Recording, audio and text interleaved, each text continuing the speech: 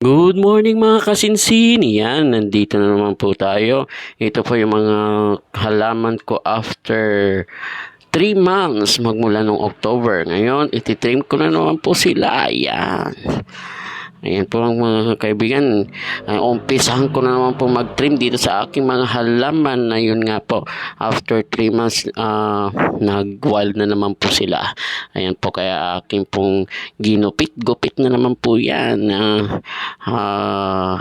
Sa kasalukuyan maganda ang panahon, makulimlim, kaya ito po, nag-start po ako, nag-trim po yan mga alas 8 ng umaga. Ayan, na umpisan ko na po na talagang yung gunting ko na lang po na maliit ang aking pinagtitrim yan. Pero tingnan nyo po, talagang napakatalim po ng aking gunting, o di po ba, na halos lahat ng ating mga guguntingin is talagang mapapapilip ka talaga na makakat niya, kasi talagang napakatalim po niyan. At dyan po ako bihasa sa gunting po lang na ganyan. Hindi ko po gamay ang paggamit ng malaking gunting, yung mga gunting po ng halaman. Hindi ko po gamay yung ganun, kaya ito po ang aking gamay na gamitin ang gunting na maliit. Yan po, na yung parang gunting lang po ng mga papel ganun, pero yun po ay talagang matalim na talim. Talagang isang kwan mo lang is talagang mapuputol ang makakat ang mga sanga ng halaman na yan, o di po ba. Pagkatapos ko pong na-trim yung isa, ito naman po ang aking sinunod, ang bougainvillea, kasi nakatumba na po itong bougainvillea na po, kaya inalis ko po itong mga sanga po niya. Gamit naman po ang aking maliit na lagari. Puro maliit, di po ba?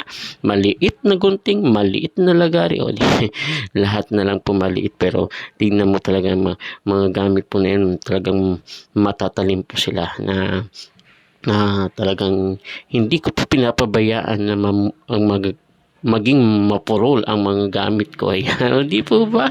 Talaga naman parang pinipreserve naman yung kapatid ang mga gamit niya, para always ready na gagamitin po niya is talagang matalim po siya. O di po ba? Ayan, lagari lang ng lagari, kasi yun nga po, nakakasagabal na po itong bougainvillea. At yan naman po ang sinunod ko pagkatapos ng aking bougainvillea. Yan, talagang pinutol-putol ko siya na malaki na po, talagang wild na po siya. Akin pong trinim, pinutol-putol, at iyan na po ang resulta. O di po ba? Talagang parang kinalbo ko, pero mayroon naman improvement sa aking pag-trim. O di po ba? O di po ba? Masasabi niyo po ba yan? At ito naman po yung dating Christmas tree ko po nung December, na talaga pong trinim ko siya parang Christmas tree. Yan na po ang aking halaman na ginawang Christmas tree in December. Ngayon, aking pong gugupitan na naman po para manatili ang kanyang pagiging parang Christmas tree na form. O di po ba? Yan po ang aking mga halaman.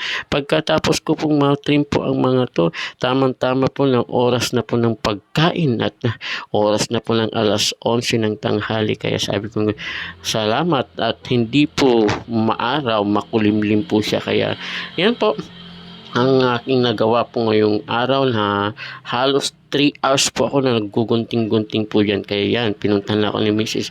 Tapusin mo na yan at kain na tayo, sabi niya ganyan. Kaya sige, sandali lang, kako naman, tapusin ko lang sandali ito, sandali na lang matatapos na ako, kakang ganun. Kaya tamang-tama, natapos ko pong magunting po yung mga to. Ito na ang kanyang resulta. Ayan, tingnan nyo na po ang resulta ng aking mga pinaggugunting-gunting at pinaggugupit-gupit na halaman ko po. Ayan, po ba? Ano pong masasabi nyo? Mayroon po bang improvement na maganda o ano? Ayan. Maganda po ba ang pagkakabilog-bilog at pagkakatrim-trim ng aking mga halaman? Hindi po ba? Parang bilog na bilog, sabi nga nila. Kaya yan po, maraming salamat po sa lahat po ng nanood ng aking video ngayong araw na to. Ayan. Good morning.